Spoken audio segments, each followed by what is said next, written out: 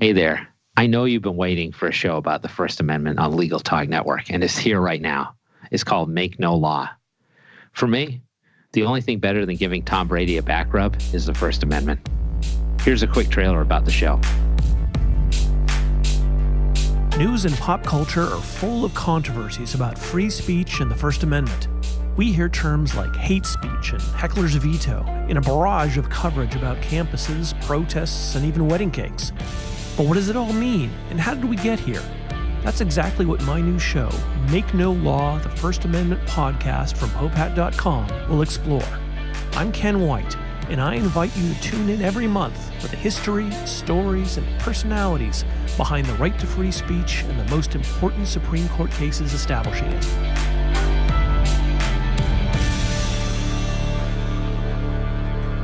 You can find Make No Law on LegalTalkNetwork.com, iTunes, Google Play, or wherever you're listening to this podcast. Welcome to Legal Toolkit, bringing you the latest legal trends and business initiatives to help you manage your law firm. With your host, Jared Correia. You're listening to Legal Talk Network. Welcome to a new episode of the Legal Toolkit here on the Legal Talk Network. If you were looking for a Super Bowl 52 recap, actually, I can't even go there. It's still too raw. If, however, you're a returning listener to the show, welcome back. If you're a first-time listener, I hope you will become a long-time listener. And if you're Donald Duck, I hope you're wearing safari pants or any pants, really.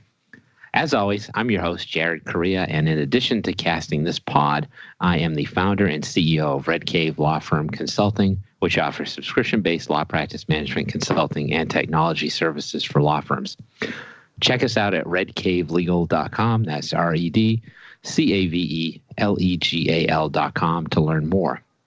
I've also expanded my podcasting empire, and you can listen to my other podcast, The Lobby List, a family travel show I host with my wife, Jessica, on iTunes. So rate us and comment, only if you like us. But here on the Legal Toolkit, we provide you each month with a new tool to add to your own legal toolkit so that your practices will become more and more like best practices. In this episode, we're going to talk about lawyers' undying love of print. But before I introduce today's guest, let's take a moment to thank our sponsors. Answer One is a leading virtual receptionist and answering service provider for lawyers. You can find out more by giving them a call at 800-ANSWER1 or visiting them online at www.answer1.com. That's www.answer1.com. Firm Central, cloud-based legal practice management software for solo and small firms, provides a single online location for all of the tools you need to manage client files and perform client work, and offers unrivaled integration with Westlaw. With Firm Central, you can securely store and organize documents and case files, manage time tracking and billables, and collaborate with clients through a secure client portal from anywhere there is an internet connection. Scorpion delivers award-winning law firm web design and online marketing programs to get you more cases. Scorpion has helped thousands of law firms just like yours to attract new cases and grow their practices. For more information, visit scorpionlegal.com/podcast. So today's guest is Ed Walters, and he is a Legal Talk Network / Legal Toolkit regular. Ed is the CEO and co-founder of Fastcase, an online legal research software company based in Washington, D.C. Under Ed's leadership, Fastcase has grown into one of the world's largest legal publishers, currently serving more than 800,000 subscribers from around the world. Before founding Fastcase, Ed worked at Covington & Burling in Washington, D.C. and Brussels, where he advised clients such as Microsoft, Merck, SmithKline, the National Football League, and the National Hockey League. And I think Brussels is a suburb outside of D.C., if I'm correct. Ed's practice focused on corporate advisory work for software companies and sports leagues and intellectual property litigation. Ed worked in the White House from 1991 to 1993. I believe that was pre-Trump. First in the Office of Media Affairs and then the Office of Presidential Speechwriting. Ed graduated from Georgetown University and the University of Chicago Law School, where he was an editor of the University of Chicago Law Review, and he clerked for the Honorable Emilio M. Garcia on the U.S. Court of Appeals for the Fifth Circuit. He's licensed to practice before the U.S. Supreme Court and the U.S. Court of Appeals for the Fourth and Fifth Circuits. He serves on the boards of Pro Bono Net, publicresource.org, Friends of Telecom Without Borders, and Salsa Labs. He teaches Law of Robots, a class about the frontiers of law and technology at Georgetown University Law Center. And now, meet the man with that glowing resume. Welcome back to the show, Ed. Thank you, Jared. It's a pleasure to be here. After that introduction, I can't wait to hear what I'm going to say. I got tired of reading after a while. You've done a lot of stuff. I'm impressed. It's getting kind of tiresome. This is delightful, but when will it end? So I think we're going to have an interesting conversation today about paper, which is unusual because we're on a podcast and you run this gigantic internet legal research database. I think this is going to be fun. It's all of the media coming together in one place. That's right. It's like a media smorgasbord. Now, this is funny, too, because you teach this class on robot law at Georgetown about like how all the robot overlords are going to come over and take everybody's jobs. And yet you still have this appreciation for printed material, printed media. So, I mean, tell me why you still love print and the printed word. Well, I love books. I'm a huge bibliophile. I'm in love with the printed word, and I always have been. And it's great, in a sense, to be involved with Fastcase and with digital publishing from a preservation perspective. Books keep getting burned in our history. Libraries catch on fire. Political winds require the burning of books. I mean, books are wonderful, but they also are ephemeral. They have shelf life, literally. And so it's great at Fastcase to ensure that the law, as it's recorded in our books, will live on forever. I think in a very important sense, American law is a cathedral, right? It carries forward these kind of remnants of the history of law, from the Code of Hammurabi to the Bible, from the institutes of Justinian, English law, Spanish law, French law, colonial law in the United States, the history of common law in the U.S. and the world's law. All of those strains run through our law. And in a sense, by digitizing that law, by making it more publicly available, we are the stewards of this cathedral. We're making sure that American law will sustain. So I think it's important from a preservation perspective, but that doesn't mean that books are going away or that we don't love books. We love books. Books are wonderful. It's actually a continuing source of conflict in my house between my wife and me. My wife is also a bibliophile, and she's a children's book author. And our house is just littered with books. There's books everywhere. We actually have like giant piles of books in our living room right now because we're getting ready to build a giant bookcase to hold the next round of books. So it's great to be able to take part in both elements of legal publishing, the online publishing from a preservation and ease of use standpoint for mobile use of the law, but then also extending it in print to make sure that we have this kind of new generation of titles that are better than ever. That was beautiful. I'm waiting for your political run. I mean, listen to the soaring language. I'm very impressed. But you're the real deal. You're building bookshelves and stuff. This is no joke. You may be waiting for a while for the political career. I'll hold out.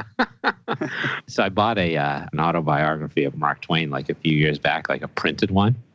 Mm-hmm. And this is like 1,500 pages long. So I decided to take it on a trip that my wife and I were taking. And the people at the airport security had no idea why someone would bring like a massive book with them on a trip because everybody else had Kindles and stuff like that. So I was searched. So let me just say, if you are carrying large books with you, maybe best to leave them at home when you take trips. But I digress. But isn't this how the play Hamilton was written? I don't know.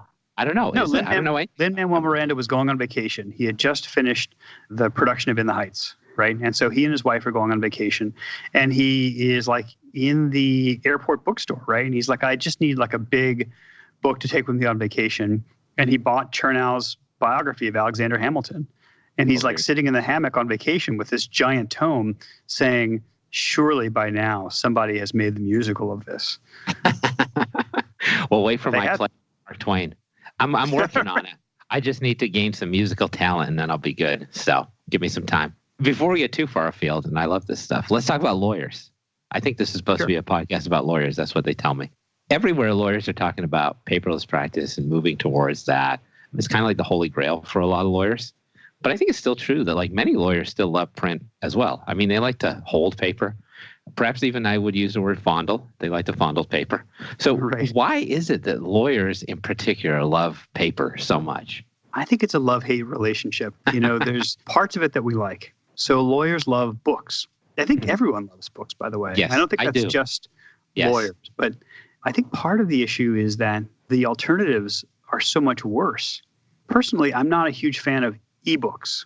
I know that there's a lot of people who like them, who like Kindles and things like that. I've never really taken to them, in part because they don't update like an app or something, but they're not permanent like print. So it's almost the worst of both worlds. We sell them at Fastcase for people who prefer them, but I think you actually see this kind of retrograde motion right now in the balance between print and digital publishing.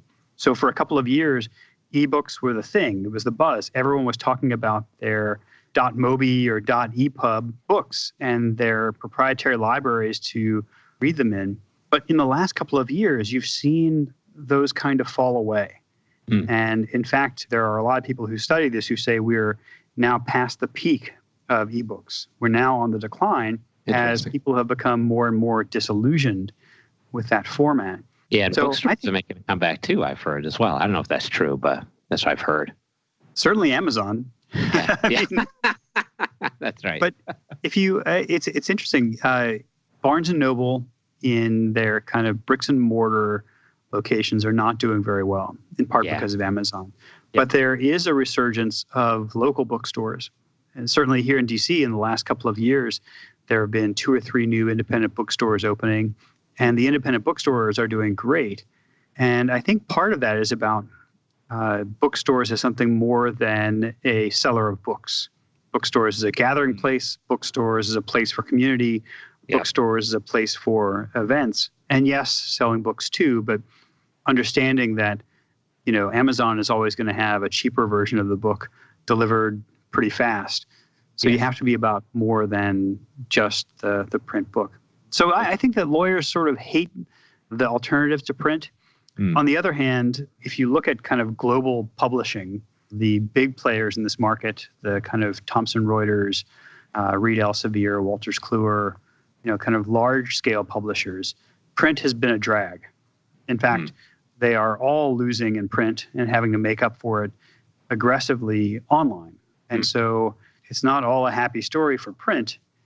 But that creates a little opportunity for publishers like Fastcase. So in the last year, we've started our own imprint called Full Court Press. And we are kind of rushing in to fill the void, in a sense. While traditional publishers and global publishers have been running away from print because it's been such a drag, at least in our opinion, they're kind of throwing the baby out with the bathwater. There are really good print publications for law, some must-have publications for law. So you think about like Nimmer on copyright, or which I do frequently. Right. Well, no. If you're a practitioner in one of those areas of law, you really need to have access to it. And for some reason, the online version of it is never quite enough. And so before we pull back from print altogether, let's just say there are some real leading titles in print. And then there's stuff that is just legacy that, was printed, but maybe isn't super useful anymore. I think about those like loose leaf services, right? That law libraries have to update all the time, but they're always out of date. That might be better in online, right? Right. The form books, like where you can pull a form out of the back of the book and then type it up, that might be also better online. And there's no reason to have that on print. So I would just say, like, maybe instead of throwing out all print, we could just be selective about it and say there are some things that are terrific in print, and let's try to preserve the best of those. And then some things that maybe aren't a very good fit for print, and let's move those online. Well, but it requires a reexamination. Oh, totally. And that's the interesting question for me. Like, it seems like you have a strong belief that there's still a place for paper in legal research. But like beyond those substantive traditional like handbooks / guides that lawyers always rely on, like the big name in a certain practice area, aside from those and the traditional archival copies, what do you see as useful in terms of print? Or are you still figuring that out at this point in terms of full court press? Well, I think everyone's figuring it out. But one of the things that I hope is an advantage for Fastcase is that we have 800,000 subscribers, lawyers who are using Fastcase all the time. I mean, 24/7, 365. If Fastcase goes offline for like 5 minutes at 3 o'clock in the morning to like apply a software patch or something, there's like a big block of angry emails from 3 o'clock in the morning. Is that different from most days that you have, or no? I asked our developers the other day, how much are people using Fastcase? And they said that Fastcase users are running 1 million searches a week right now. And so what's important about that is that in the aggregate, we can then see what the trends are. So we can say, hey, you know what? People are really interested right now in immigration. And so we can begin to target the print publications towards what is popular and what's necessary, and away from things that may not be as useful anymore. And we can constantly modulate that. So one good example of that is this new journal we just started called the Journal of Robotics, Artificial Intelligence, and Law, or the RAIL, RAIL. And this is it's a journal that's going to come out 6 times a year.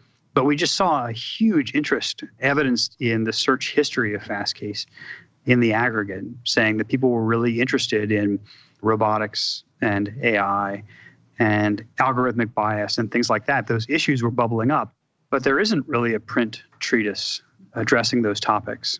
Mm-hmm. And so what we wanted to do was combine the best of both worlds. We find expert authors and really some of the best minds in the business who write for Rail, create a beautiful, awesome print journal that is edited by experts in the field, written by some of the leading lights in this, and then just try to make it fun, try to make it interesting, try to cover topics that people genuinely care about.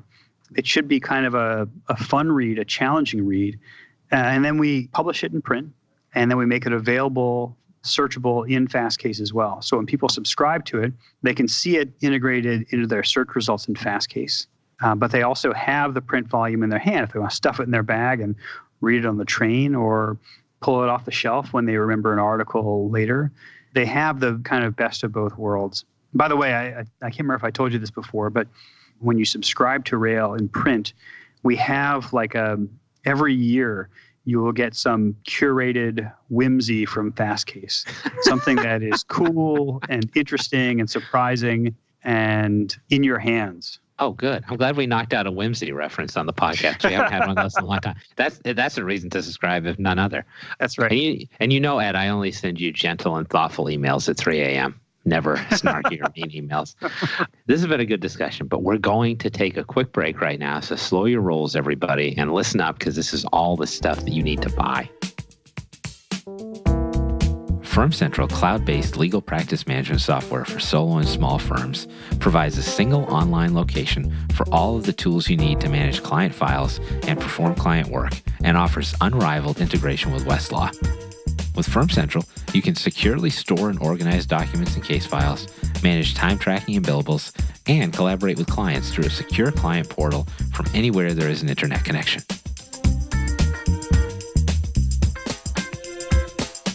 Is your firm experiencing missed calls, empty voicemail boxes, and potential clients you'll never hear from again? Enter Answer One Virtual Receptionists. They're more than just an answering service. Answer One's available 24/7. They can even schedule appointments, respond to emails, integrate with Clio, and much more. Answer One helps make sure your clients have the experience they deserve. Give them a call yourself at 800-ANSWER1 or visit them at answer1.com/podcast for a special offer. Thanks for coming back. I'm still here, and so is Ed Walters. He's here to talk about the resistance of paper in the modern world, and Ed runs Fastcase. I have thrown on, incidentally, some Harry Potter glasses from my son's Halloween costume, which happen to be lying on my desk because I feel like that's the vibe we're going with today. Expecto Patronus. Yes. I just figured I'd throw that out there. I can't find the wand, though. Let's dive back into this topic. So one of the reasons that law firms have moved to paperless environments, I think, is for efficiency. Like, that's the big driver here. So how do you think lawyers can justify the use of paper if it theoretically makes them less efficient? Well, I would challenge the premise. Okay. I don't think it makes them less efficient. You know, there's different working styles for different people. There are definitely digital natives in the world, but I think you'll find that among those digital natives, print is making a comeback. It's like listening to vinyl or something, right? Yes. It's like a hipster contrivance. Now books are like a, kind of a retro way of consuming information. It's like someone printed out the internet. But I don't think it does make them less efficient. If it did, I think it would be much less popular. I think it's just a learning style and a preference. Yep. Same question, though. How about costs? Like, I think another reason that law firms reduce the use of paper is they don't want to print stuff. How do they justify the use of paper in terms of the higher cost of using it? Yeah. I sort of feel like where it costs more, just don't do it. But there are places where it's going to be more efficient to have it in paper. So, for example, I mentioned before these form books. This was a thing like 10 years ago even. If you wanted to buy like a corporate form directory, you would buy a book. And when you wanted to use one of the forms out of it, you would open it up and then type the form in from the book. And that's terrible. By all means, don't use print in that way. Go find that form online or something, right? Yes. I mean, that's dumb and costly.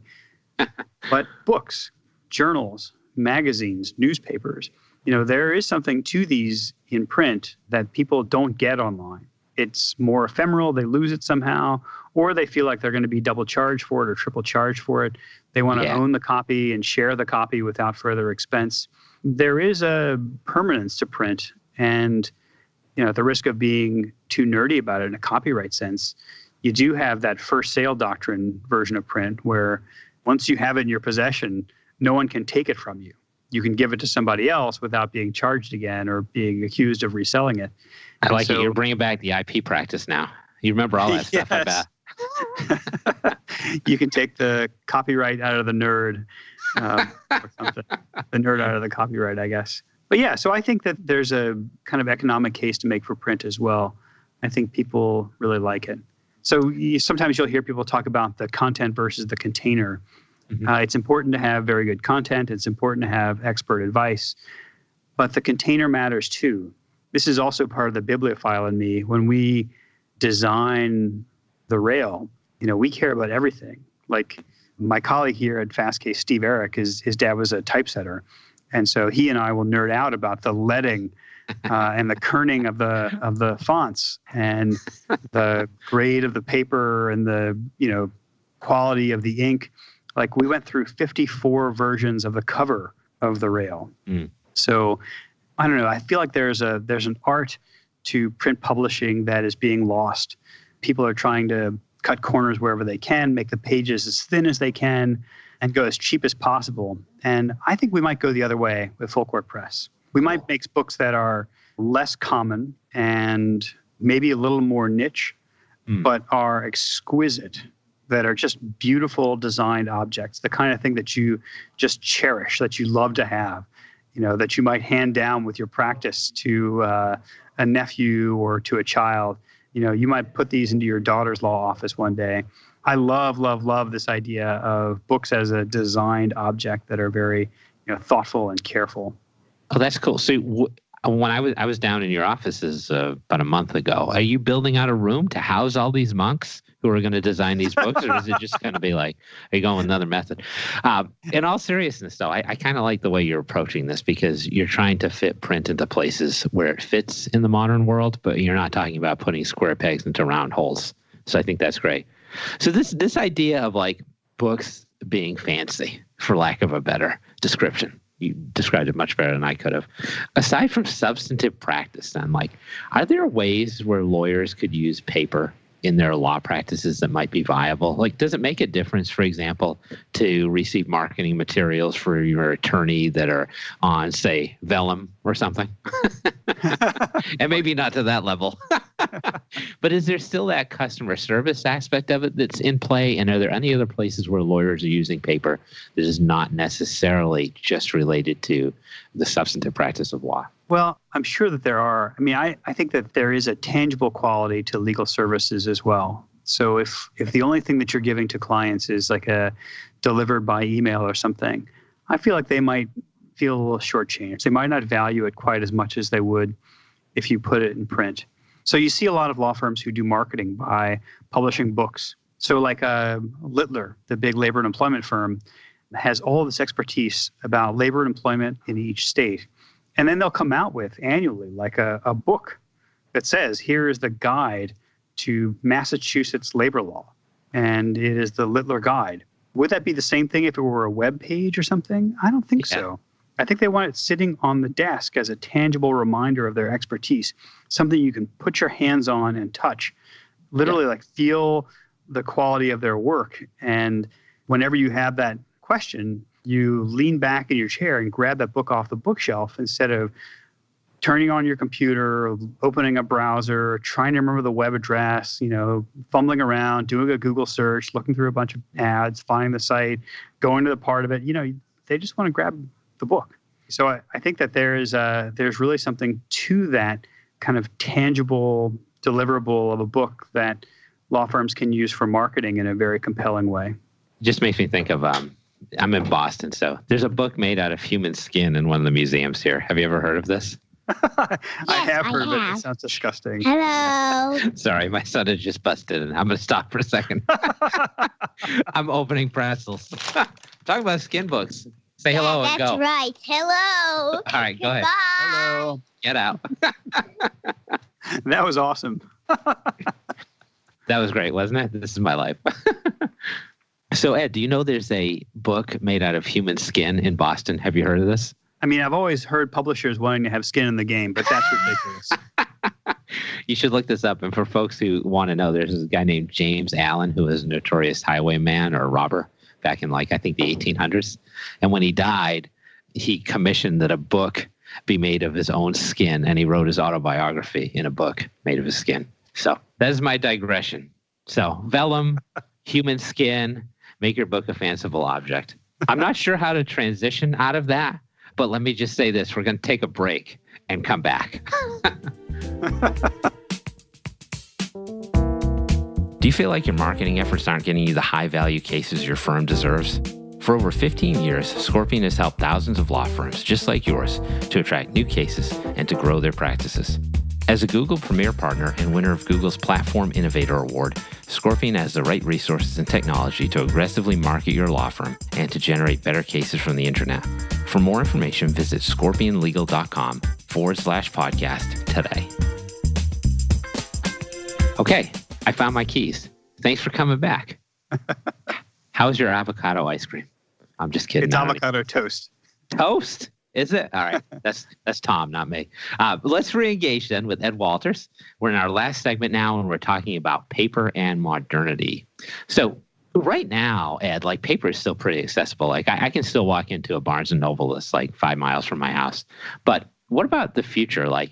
In a world where there are going to be driverless cars, for example, do you think there's still going to be a place for paper, or is it going to continue to be pushed out?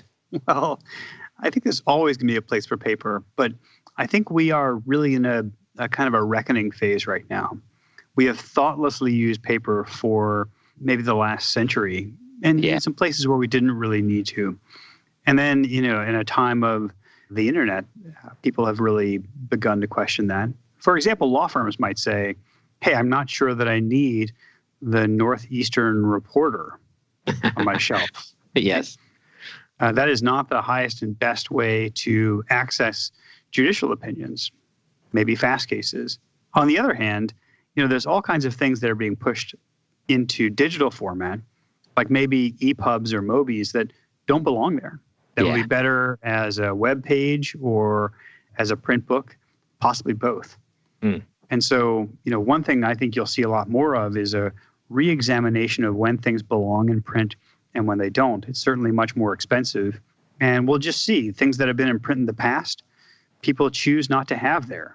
And those titles will go out of print. And then certain other things people will love to have in print. It will be a delight. And those things will be very popular. But you have to be thoughtful about which is which. At Fastcase, one thing we're trying to do with Full Court Press is sometimes it's called the COPE method. You create once, publish everywhere.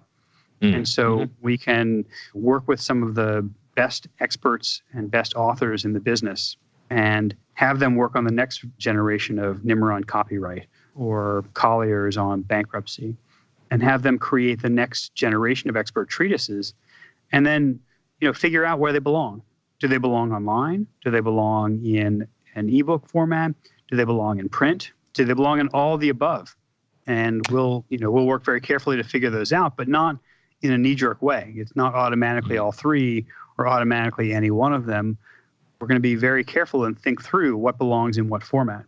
That's smart. I like that. So you're building the bullpen, potentially, of new experts. I don't think anybody else thinks of it that way, so that's really cool. When folks are like sitting in their driverless cars reading a paper book, like, 5 years from now, just remember we had this conversation way back when. I know you said you like to nerd out on paper books. So what's your favorite font and type size? And then define kerning for me, because I have no idea what that is. Well, I go through phases. If you must know right now, I'm going through an Optima phase for publication. You'll see a lot of Optima in Fastcase stuff. It's a nice sans serif font. It's modern. Yeah. It looks really clean in paragraphs. It's very easy to read. Mm-hmm. For headings, I sort of like Helvetica Neue. It's kind of a flat modern font. It is not as kind of cliched as Helvetica has become. Mm-hmm. Yep. But it evokes it a little bit. So it's a nice header font. You'll see that in some Fastcase publications and stuff as well. You're not a Comic Sans guy? Or Papyrus. People are like, well, I'm done with this podcast. No, this is good stuff. So what is kerning? Really, I have no idea what that is. I want to know, and I don't want to look it up. Yeah, it's actually, you would recognize it right away. So kerning it describes the space between letters in a word. And so sometimes you'll see, like, when something is set to full justification, the last line in a paragraph has only like 4 words, but they're stretched to fill the entire width of the column. The letters are really far apart from each other, or the words are really far apart from each other. That's kerning. And then leading is the amount of space between 2 lines in a paragraph, or 2 paragraphs in a thing. It describes, like, they used to actually use pieces of lead. Interesting. When they would do typesetting, they would put a piece of lead in between each line to space them out. And the thickness of the lead would determine how far apart the lines are in the paragraph. Typesetters would have like these rows and rows and rows of lead they could put between lines of type to determine what the book would look like. And we still maintain these kind of names for them anachronistically in kind of modern typesetting. I don't know if this is going to come off as a compliment or not, but you know more about this stuff than anyone else I know. Well, so there's that. I used to work in newspapers. When I was in college, I was the editor of my college paper. I see. And it was before kind of modern typesetting. And so we had to do a lot of kerning and leading by hand. We would actually print out the entire newspaper in one single column, and then you would wax the back of that piece of paper and cut it. And then you would lay it out on a big dummy page, like literally line by line. And you have to watch the kerning and the leading and all that stuff. And then a printer would actually photograph the page and print it. I can imagine the scene, like you rolling back into your college dormitory, lead on your fingers. Your roommate's like, tough day, Ed? Like, it's always a tough day at the newspaper. It was cool. I actually parlayed that into a job at the Washington Post, where they were just making the transition from that mode of layout to typesetting digitally. And it was a whole floor of the Washington Post in the old building. The typesetting floor was right next to the giant printing press, which in those days was still in the building. And because of that, it was extremely loud. And so all of the guys who were in typesetting were hired from Gallaudet. They were all deaf. Oh, interesting. And so everyone on the floor, they were all expert typesetters, but they were all deaf because they couldn't have their hearing damaged by the printing press that was screaming beneath their feet. Oh, that's great. So it was a fascinating experience. This has been like one of the more wide-ranging podcasts I've done. I'm kind of sad that it's over, actually. And that will do it for this episode of the Legal Toolkit. It was Ed Walters, and we were talking all about paper. Man loves him some paper. Now, I'll be back on future shows with further insights into my soul, the soul of America, and the legal market. But if you're feeling nostalgic for my dulcet tones, you can check out our entire show archive anytime you want at LegalTalkNetwork.com. So thanks to Ed Walters for appearing on today's show. He's the CEO of Fastcase. So Ed, One of the things we talked about a little bit during the show is Full Court Press, which is your new publishing arm at Fastcase. Can you tell folks a little bit more about that, how they can find out information on that, including potentially bar associations who may want to come involved? Awesome. Well, you can find out more information at fastcase.com. For Full Court Press, I think you'll find it on our homepage. You can also find more information about the Journal of Robotics, Artificial Intelligence, and Law at fastcase.com/rail.